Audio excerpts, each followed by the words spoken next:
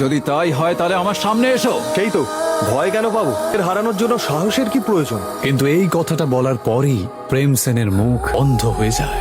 নিজের সামনে দাঁড়ানো লোকটাকে দেখা মাত্রই প্রেম সেনের থোতা মুখ ভোঁতা হয়ে যায়। এইমাত্র আমাকে কে চ্যালেঞ্জ করলো?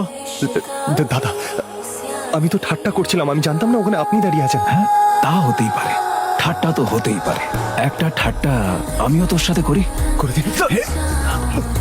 কেমন লাগলো আমার ঠাট্টাটা? মার! সবাই এবার চিৎকার করে কাঁদতে লাগে। এইসব দেখে রূপালী আর রুষা ঘাবড়ে যায়।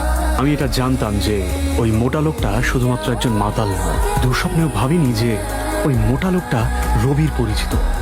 রুষাকে যতক্ষণ না কেউ কিছু করছে, আমি এসবের মধ্যে নাক গলাবো না। থামুন থামুন, এবার থামুন, অনেক হয়েছে। রুষা এই কথাটা বলা মাত্রই রবিদা আওয়াজটা যেই দিক থেকে আসছে সেই দিকে তাকায়।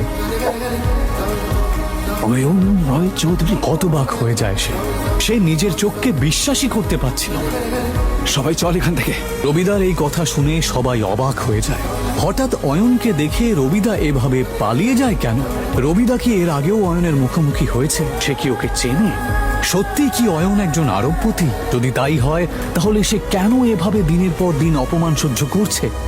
রুষার বাবা অয়নের মতন একটা গরিবের সাথে কেন তার বিয়ে দিয়েছে?